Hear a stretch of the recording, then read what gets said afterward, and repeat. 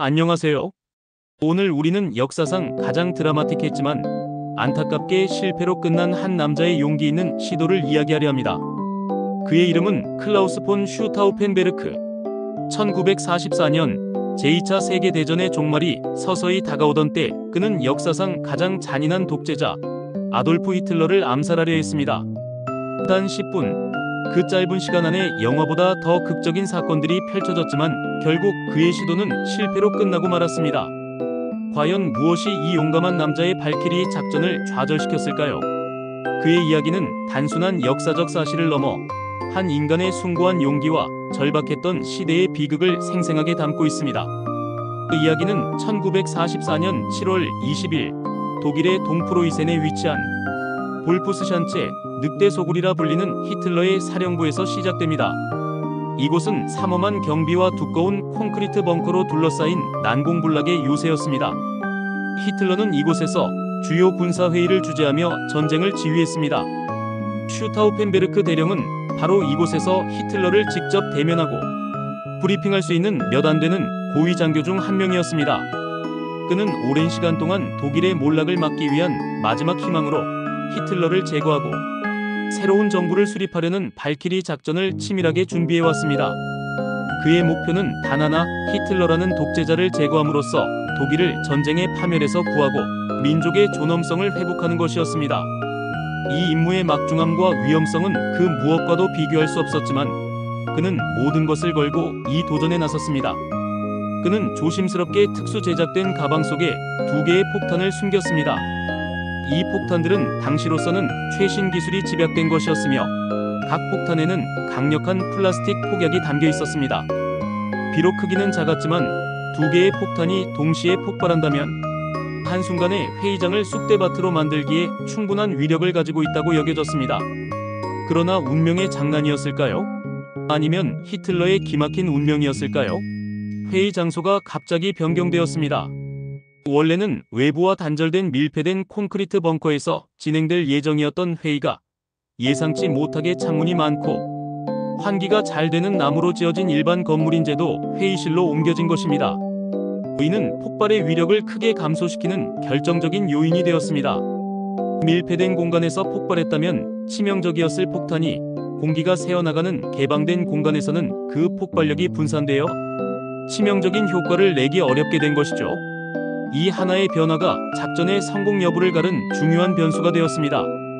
설상가상으로 슈타우펜베르크는 북아프리카 전선에서 심각한 부상을 입어 한쪽 눈과 한쪽 손을 잃은 상태였습니다.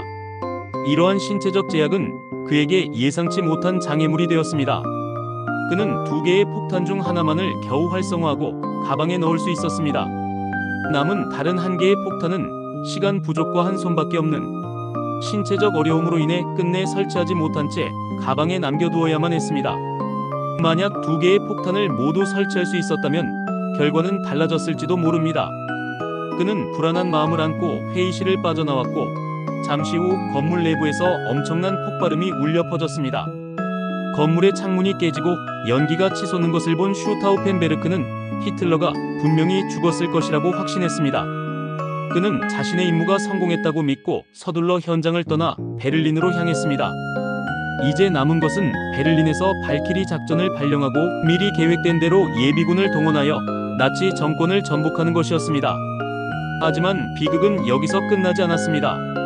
폭탄의 위력 부족과 회의실 변경이라는 2가지 치명적인 변수에도 불구하고 히틀러는 기적처럼 살아남았습니다. 그가 서 있던 위치와 두꺼운 회의 테이블이 폭발의 직접적인 충격과 파편을 상당 부분 흡수한 것입니다. 그의 옷은 너덜너덜해지고 고막은 손상되었지만 생명에는 지장이 없었습니다. 폭발 직후 헬기벨 통신대장은 이 충격적인 히틀러 생존 소식을 베를린의 쿠데타 세력에게 알리려 했지만 통신망의 혼란과 불확실한 정보 전달로 인해 소식은 단편적으로만 전달되었고 혼란 속에서 누구도 히틀러의 생존을 쉽사리 확신하지 못했습니다. 결정적인 순간 확실하고 명확한 정보의 부재는 쿠데타 세력의 판단을 흐리게 하고 행동을 지연시키는 결과를 초래했습니다. 슈타우펜베르크가 베를린에 도착하기까지 무려 3시간 이상이 걸렸습니다. 그 시간 동안 베를린의 쿠데타 세력은 우왕좌왕했습니다. 히틀러의 생존 여부에 대한 불확실성, 그리고 예비군 사령관 프리드리히 프롬과 같은 핵심 인물들의 우유부단함과 기회주의적인 태도는 작전 실행의 발목을 잡았습니다. 프롬은 처음에는 쿠데타에 동조하는 듯 보였으나 상황이 불리하게 돌아가자 재빨리 태도를 바꿔 오히려 쿠데타 세력을 진압하는 데 앞장섰습니다. 이처럼 결정적인 순간에 발휘되어야 할 단호함과 결단력이 부족했던 것이 치명적이었습니다. 또한 쿠데타에 가담한 세력 간의 불협화음과 미흡한 준비도 작전의 진행을 방해했습니다. 일부 장교들은 히틀러의 죽음을 확인하기 전까지는 움직이기를 주저했고 이는 귀중한 시간을 낭비하게 만들었습니다.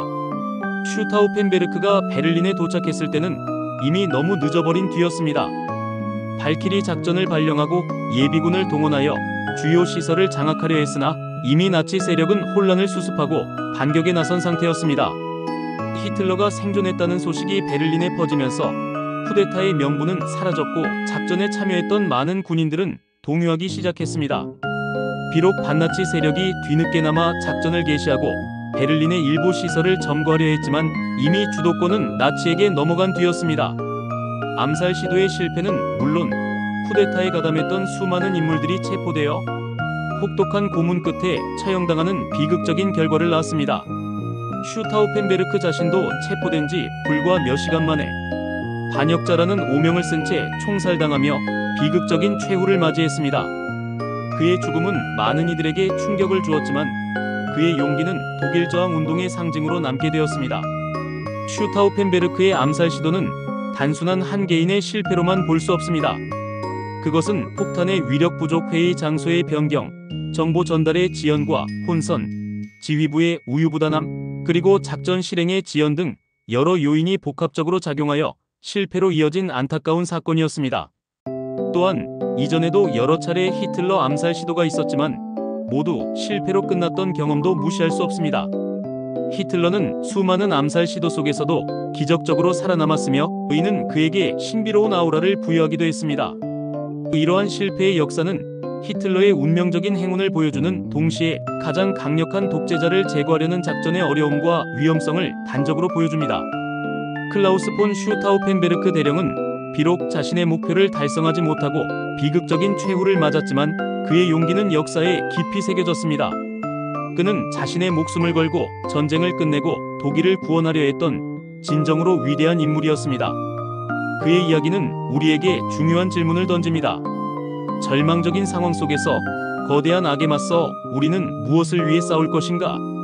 단 한 사람의 용기가 세상을 바꿀 수는 없었지만 그의 숭고한 희생은 역사의 한 페이지를 장식하며 오늘날까지도 많은 이들에게 깊은 감동과 교훈을 주고 있습니다.